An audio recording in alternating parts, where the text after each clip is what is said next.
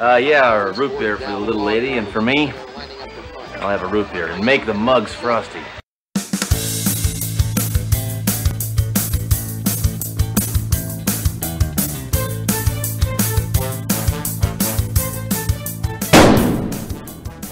Can you think of anyone less trustworthy than a used car salesman, Ian? It's a loaded question, Gerry. You're pushing me towards thinking that used car salesmen are untrustworthy. That's an initial proposition that I may not accept. Do you accept it? I would say things have changed since the 80s. Really? I would trust a used car salesman over a payday lender. Fair enough. Let's not go down that route, you cheesehead. Cheesehead, that's what they call fan. Don't tell me. Okay. Okay, it's an American football team nickname. Yes. From a very cold climate. Yes. Now, is it I'm thinking of the letter P here, is it Green Bay Packers, is it? Yeah, that's the one. Yeah, I know that. Cheeseheads. I know that because it's quite a ridiculous nickname, isn't it? The Cheeseheads. Yeah, they wear actual giant bits of cheese on their head. Well, I don't think they're actually cheese. No, but yeah, the big wedges of cartoon cheese with... Yeah. Yeah. I'm not sure the origins of that. I don't know whether they've taken an insult and owned it, or whether maybe it's the cheese that was being packed, and that's why they're the Packers. Possibly. Anyway, how are you? You already asked me that. I'm fine. What are you trying to get at here? I didn't ask you that. I'm cutting that out. After that first false start, have you recorded? I'm great. Brilliant. I'm great. How are you this week? Yeah, I am exceptional. That's good to hear. Again. Yeah. Where do we start this week, Ian?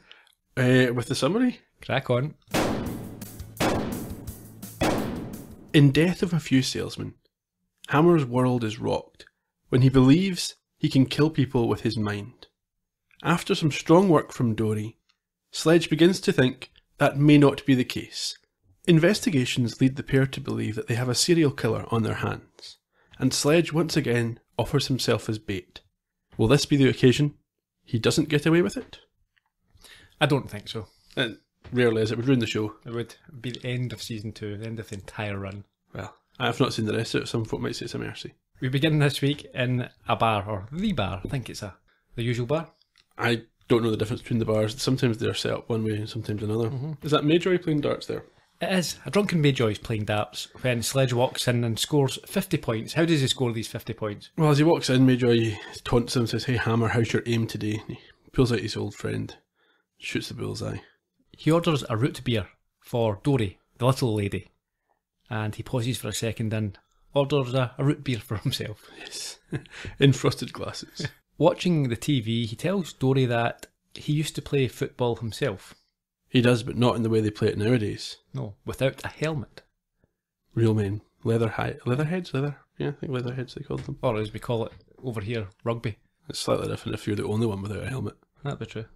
An advert comes on at the television. It's a live advert. It says at the bottom it's airing live during this ad slot. Mm-hmm. For who? Cowboy Cody's car lot. Yes. Sledge is not a fan, and he wishes that Cody would drop dead. And he does. Mayjoy and Sledge both consider that maybe Sledge killed him with his mind. He does. He says, "What if my mind is a cerebral 45? Nice. He's also worried that he may have killed J. Edgar Hoover. Yes, well, he says, what if I do this to someone I care about, like J. Edgar Hoover, and Dory points out that Hoover's already dead, and Hammer says, what if I did it? Dory's not convinced by this mental murder. No, I don't think she's buying it at all, but they want to go and investigate the car lot. So they head over to Cowboys. Did you notice what happened as they left? Remind me. Their beers slide along the bar, and because they're not there, they just slide off the end of the bar. Yeah, and I think that is that a reference, a nod to the Cowboy Saloons? Possibly, yeah. Yes, sliding the beers on the bar, yeah. Over at the car lot, we run into an old friend. What's wrong, Blades? Didn't want him to die with his boots on? No, I want his boots. These babies are real snakeskin. You're a real ghoul, you know that, Blades? Thank you, I enjoy my work. Any idea what he died of? I don't know. Swollen feet? Looked to me like he was in perfect health. Yeah, they usually do when they're alive. Okay, guys, load them up. I sure hope this wasn't my fault, Duro.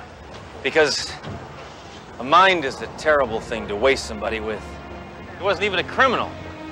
All he did was sell cheaply built lemons to unsuspecting people at loan shark interest rates. That's not against the law. I did enjoy Sledge's description of the perfectly legal activities of the car dealer. And Blake's was good. Yes, they usually do when they're alive. From Cowboy's car lot, we head to the precinct. Yes, Trunk wants to know where Hammer is. Yeah, he's creeping around. I think he's worried that Sledge may well have some mystical power. No, I think he just likes to know where Sledge is at all times. This is what he says. Yeah, but we've not seen him act that way before. No, I know. I think they've completely lost the handle on Trunk's character in this season. Oh, okay. That's my view from watching the episodes up till now. They don't know whether he hates Sledge, loves Sledge, is scared of Sledge. It's all a little bit scattershot. In any case, we go over to Sledge's apartment and he's watching a news report on Cowboy's funeral, during which they try to sell some cars to the audience. They do. Dory phones. Sledge is refusing to come into work. He's too dangerous, he thinks. She points out he's always been dangerous. Yeah, she thinks he's being ridiculous. So he eventually agrees to attend and we head back to the precinct. Yeah, Dory wants to prove to Sledge that he's not behind the death of Cowboy Cody. Yes, I mean, she says that the job of a used car salesman is a stressful one and that many of them will end up dead through heart attacks. Yeah, she's not right as it turns out. She's not. She pulls up a computer file to try and prove her point, and we discover that in the last year, 4 dealers have, or 5 dealers? It's 5 if you include Cowboy Cody, it was 4 previous. Have died within 24 hours of getting married to a woman named something Joe, so like Billy Joe. Sadie Joe, Marjorie Joe. Yeah, Jojo. That was a man who thought he was a woman. Was it? But he was another man. Okay. It's a Beatles song. Yeah. Yeah. Get Back. Get Back, Loretta. Yeah, they all died. I think it's 48 hours of their wedding. But they need more information. So they're going to head down to microfilm. I think over here we called that microfiche, or is that a different thing? That's the same thing. Different name, yeah. There's probably someone somewhere saying it's not the same. There's a technical difference. I remember microfiche. Oh, yeah. I don't think a lot of the youngsters out there will know what that is. Yeah, I think most people listening to this will be older than us.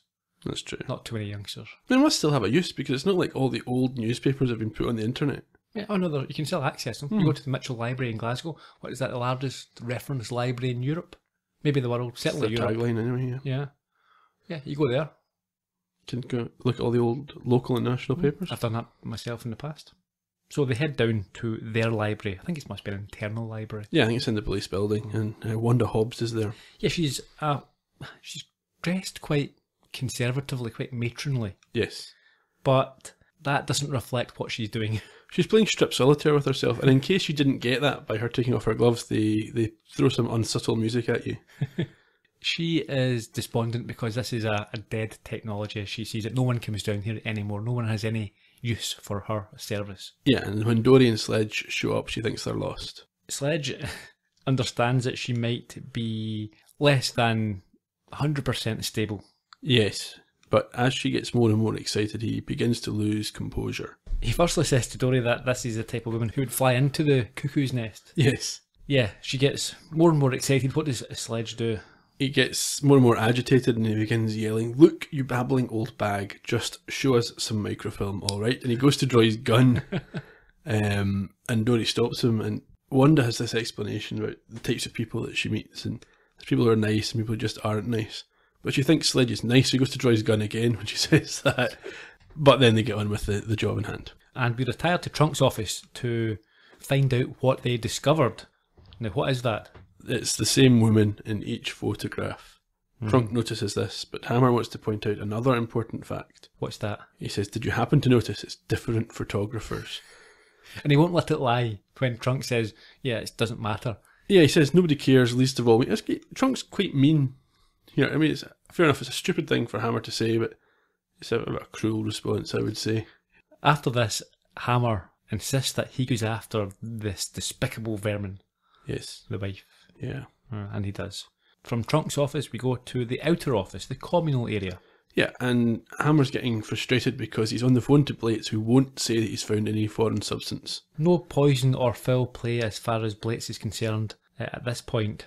But Dory, she's been doing some research and says that there are 7 poisons that are apparently untraceable. Sledge is well aware of this. Do you remember how he's well aware of this? I Do you know that? He says, of course I know this. You think I haven't seen a Columbo rerun? Brilliant. So I immediately thought back. I don't think actually we've ever had an untraceable poison in Columbo as a means of murder. The closest I can think of off the top of my head would be the blowfish in Murder Under Glass. Yeah, what was it they used in R.I.P. Mrs. Columbo? That was some kind of poison though, wasn't it? Because she thought she'd poisoned Columbo. Yes, but... It was in the jam? Yeah, it wasn't the jam or marmalade. Yeah. Yeah, but there's no indication it was untraceable. No, I though. don't, yeah. Okay, anyway. I think it's just a funny line. Let's not analyse it too closely. How do they take Columbo's name in vain though? Dory says that some poisons can be applied to the skin in large doses, but they have to be left on for up to 6 hours, or at least 6 hours. Yeah. Hammer appears to be happy to trust Dory's by-the-book police work here, and agrees that this woman's a serial killer and they have to stop her. Yes. So Sledge suggests that they need to meet to catch a shark. This isn't the first time he's volunteered himself as bait. We had the Elvis episode. We did. What other ones? The one with the cat burglar. Mm-hmm. Yeah, he likes a bit of roleplay. He does. I'm sure there was another one as well. Probably. Anyway, yes, he's going to seduce this woman and have her marry and kill him. Yeah, so he moseys on over to Cowboy Cody's and arrives fantastically on the back of a horse, dressed and speaking like Paul Hogan, or he thinks he's speaking like Paul Hogan. He speaks in a South African accent, and I don't understand why. It's very South African. Let's have a listen. G'day. Howdy, sir. See anything you like? Sure do, mate. I like everything. Name's Crocodile Bruce. I'm the biggest car dealer in the entire outback, down under. Over easy. And I'm looking to add this lot to me herd. You mean, you gonna buy the whole dealership? That I do, mate. You take cash. You see, I just love buying car lots. Well, heck, sometimes I'll buy a car lot, and then I'll sell it and buy it back the same day just to show off. You sure you wouldn't rather just buy 6 or 7 hatchbacks? That'd impress me. You want me to toss your hair down the barbie, mate? I want the whole kit and caboodle, and I want it now. You caught us at a bad time. The owner just recently passed away. Why are you talking like that? You're breaking my windpipe in half. Sorry. Being rich and powerful makes a man forget his own strength. Anyway, Cowboy Cody's widow owns this place now. She's leaving town day after tomorrow. Where is the little koala now? Well, she's in mourning. Oh. Well then, just have her call me in the afternoon. What I want to know is, what paperwork did he give Trunk to get the horse? Yeah. To requisition a horse. Yeah, sure, Sledge. And presumably that was a stunt person doing the stunt jump off the horse and back on? Like the same, like with the Elvis episode. From all his own stunts? All his own stunts. David Rashi is a prolific Elvis dancer and horseman. How upset was Anne-Marie Martin that he got to do the stuff with the horse? Maybe this is where Anne-Marie Martin was first introduced to horses. That would be an epic tale. Yeah. Obviously nonsense, but... Yeah. Let's just imagine. When did Crocodile Dundee come out? 86. Okay, so this being 5 years in the past is before Crocodile Dundee, so they'll never suspect him. Not 5, we don't know it's 5 years in the past. I could have jumped forward past the... Yeah. Who knows? Anyway, yes, the widow's leaving town, so he needs to move quickly. She's in mourning, so yeah. She's to call him in the afternoon. Back to Sledge's apartment, and the phone rings as Sledge is involved in some grenade cleaning. He's cleaning his grenades, but he's pulled the pin from one of them just as the phone rings. What does he do? He ponders what to do for a minute and panics. Then chucks it out the window. So that's probably, 3 people dead? Oh, at least. It's the widow on the phone, the widow Cody. Mm-hmm.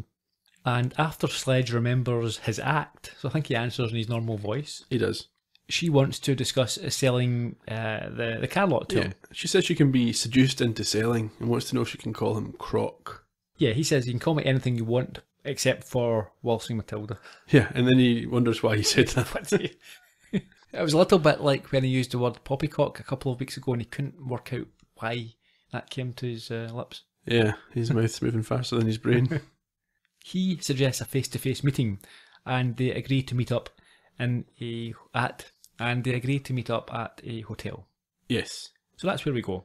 Yeah, Hammer's waiting there in character and shirtless with a waistcoat. He's mic'd up, Yes. so Dory's sitting out in the car and he can speak to her through a hidden microphone. I'm not sure she wants to hear what's going on in this particular meeting. No. So Sledge doesn't think that the widow is going to arrive. He's been obviously there for a while. Yeah, but she's stylishly late and makes an entrance. She does, and compliments him on his hat before he orders some champagne. Yes, she's very interested in his hat. Mm. He orders from the waiter their best champagne and 2 frosty mugs. Proper Australian. Of course. Now, she says that she knows just about everyone in the used car business and has never heard of him before. And that sort of puzzles her. How does he get round that? Well, he starts listing folk. He says, have you heard of this guy? Have you heard of that guy? And finds one that she hasn't heard of and says, I'm just like him, but much richer. Yeah. He's trying to pass himself off as a reclusive zillionaire. Yes. Well, maybe not He doesn't reclusive. say reclusive, he says eccentric. Eccentric, yeah. Yeah, and I don't think zillionaire is an actual amount of money. I don't think so. He then impresses her by doing what? He scares off some folk that he thinks might be looking at them by shooting his gun. Yeah. And that is very impressive to her. So they head to her suite. For some heavy bargaining. Yes. So in the suite, after some small talk, she goes to slip into something more businesslike, apparently. And Sledge speaks to Dory and explains that she's a small card lot on the table and might be slightly mad. Yes, that's how he feels. I like when he comes in the room, he says, well, tie me kangaroo down. This is a sweet suite. Now, tie me kangaroo down, was anyone other than Rolf Harris famous for that song? We can't mention Rolf Harris anymore. No. Imagine how many people's dreams were shattered at the fact he turned out to be a massive pervert. Yeah, I mean, what was he doing to that kangaroo when he tied it down? There's questions about Jake the Peg now as well, isn't there? With that extra leg. I'm going to have to edit this out. Let's just stop right now. Hammer's still wearing his hat. Yeah, well, no, before that, what he says to Dory before he sort of hangs up the conversation is that all he has to do now is marry her and get killed within the next 48 hours and the game's up. That's it. Good plan. Well, yeah, he's then playing with one of the cars from the car lot and expressing his delight when she asks him to put it down because he's adding mileage. Yeah, she's appeared back in the room again in her night apparel. Yes, very businesslike. Yeah, and outlines her plan. Wallaby, wallaby, wallaby. Dress for success, I say. Boy, those things are amazing. Thank you. Yeah, these little cars, they're so lifelike. Vroom, vroom, vroom, vroom, Put vroom. that down, you're adding mileage. It's all right. You'll sit back the odometer anyway. This model is the apex of my dream. The ultimate car dealership. Not acres and acres of cars, but miles and miles. 3,000 miles. A car lot that stretches from sea to shining sea. Kind of like bumpers across America. Exactly. And we can do it together, Croc. With your zillions and my, shall we say, attributes. We can become the Jim and Tammy of the automotive world. Sounds like a kick in the pants.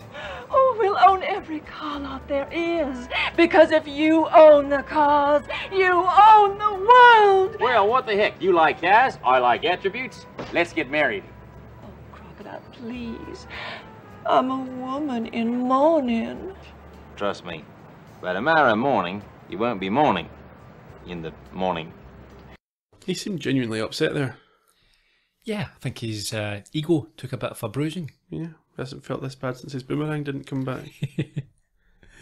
I like that line. He explains that they're at the precinct next day, and he's explaining to Dory and Trunk that it can't be his fault. She's maybe just off main for now, but Trunk doesn't think that's the case. No. I think even Dory has a jibe at him, says that perhaps he's not a very good kisser. Yeah, well, that's when she got upset with him, is when they were kissing. Yeah. Trunk has found that in the interim she's married somebody else. And Hammer's very upset. Doesn't take it very well. Can't handle having his masculinity questioned. It's why she chosen this man in a ridiculous toupee over him. And at this, Dory remembers that Sledge said that she got cold feet the previous evening after running her fingers through his hair. Yes, and also that all of the previous husbands wore toupees. She then obviously has this epiphany and is able to work out how the poison was administered. That's it.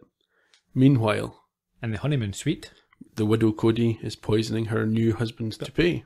yes, she's got a big bottle of Poison. poison.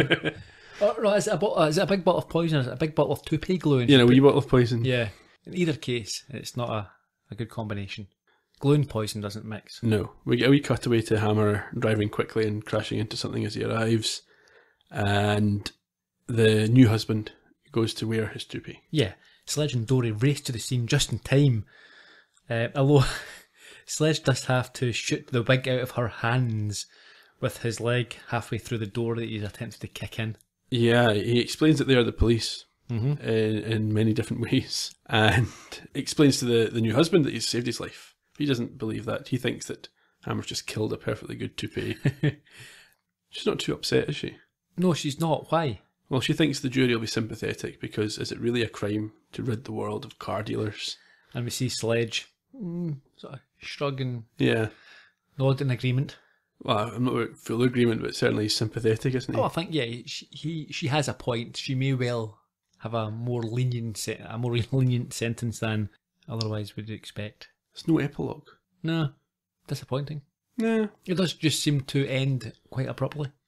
Yeah, and they didn't have shortened credits, so No. it's not. I mean, they could have shortened the credits and put in a wee 20-second reset. So yeah, okay, there we go. Yeah, Thoughts? it was alright. It's okay. Yeah. Decent. The accent was terrible. Yeah, it's meant to be. Was it meant to be terrible? Oh yeah, he's not meant to be a good actor. But his British accent was magnificent. So you think that the remit to David Rasche was do a bad Australian accent? No, but okay, if you're looking at it from the point of view of Sledge, he may well be able to pull off an English accent. Doesn't mean to say he's a master. Well, we've established he's a master of disguise. He's been Elvis, and he's been an English guy. Yeah, but I'm just saying that just because you can do one accent doesn't mean to say that you can do every accent. Yeah. I don't think we need to dig too deeply on it. No, I don't think so. It was fun. It was bad. It was.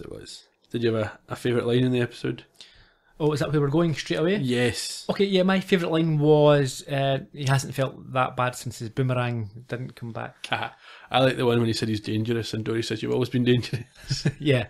Also liked, to be fair, Blitz's lines about The boots. Yeah. Yeah. In fact, that may well be my favourite line. And we had in the clip.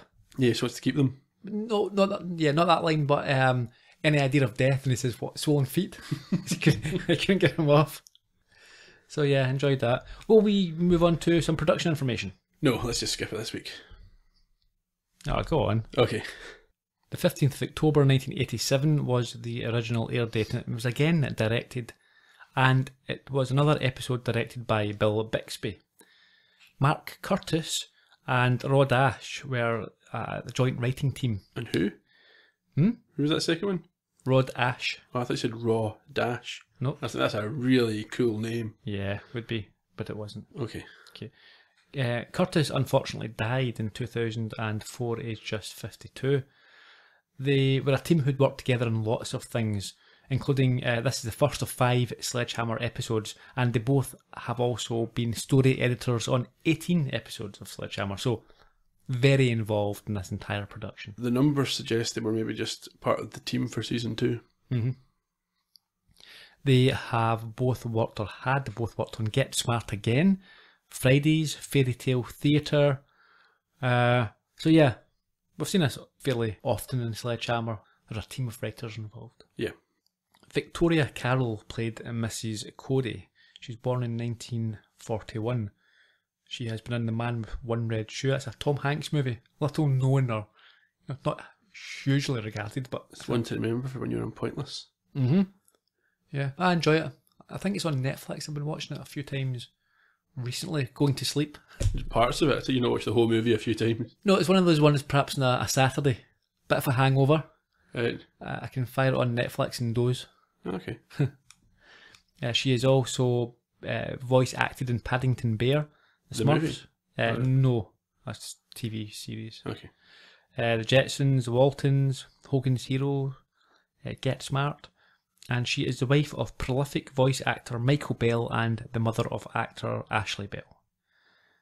Joanne Barron played Wanda Hobbs. This is her second of 3 Sledgehammer episodes. She played Mrs. Flambeau in the pilot Under the Gun. Right. She has also been in Drag Me to Hell. It's a decent horror movie. Okay. I think a few years ago, 3-4 years ago now. Spider-Man 2. She's been in Law and Order. Veronica's Which Closet. Spider-Man 2? The one from 2002. So it's Tobey Maguire.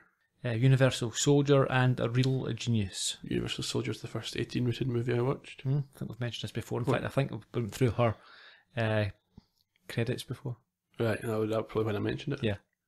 Oh, there you go, deja vu all over again. Dick Martin played Cowboy Cody. He died in 2008, aged 86. He's a director and comedian, I think very big back in the day in the States. He was known for Newhart, the Bob Newhart Show, most famous for Rowan and Martin's Laugh-In. He also presented a number of game shows, including Super Password, Password Plus, Match Game 73, Celebrity Sweepstakes, Celebrity Bowling, the Dean Martin Show, the Bob Hope Show, the Ed Sullivan Show, but on them all. There you Big go. name. He was married twice to a Dolly Reid. I think she was a Playboy bunny, maybe. But yeah, married her, divorced her, married her again. As you do. Yep, making the same mistake. And he will go on to direct 3 episodes of Sledgehammer. Right, okay. In terms of the title this week, it was obviously, I think we mentioned last week, a play on Death of a Salesman by Arthur Miller, the ex-husband of Marilyn Monroe. There you go, love rival of Joe DiMaggio. Yes, indeed. And JFK, if you have to believe these sort of I things. actually like that sort of rumour. Next week, one for you, Ian. What have we got next week? Vertical. Vertical? Yeah. Why is that one for me? Oh, so you don't understand where the title might come from? No. Precisely. Vertigo, Okay, Hitchcock, right. one for you. Get it now. Being a big Hitchcock fan, as we've discovered. You're digging into this too much. Yeah, okay. We'll leave it there. Let's do a bit of begging, Ian. The usual desperate pleads. We're into season 2. We want folk to enjoy this show, but also to enjoy Sledgehammer. And it would help them, or help us help them, if you could rate, review, subscribe to the show on iTunes. Like I always say, even if it's not your preferred method of listening to the podcast, because that's how most people find their podcasts these days. Also, just tell them. Tell people you meet in the street. Random people, just say to them, go and download Sledgecast. Social media, you can get hold of us at Sledgecast on both Twitter and on Facebook. And if you want to chat about a particular episode, there are posts for each one put up on sledgehammerpodcast.com, which we check religiously day after day. So you can get hold of us there if you want to. You can. That's us then. Yeah, we'll see you folk next week. Cheerio. Bye for now.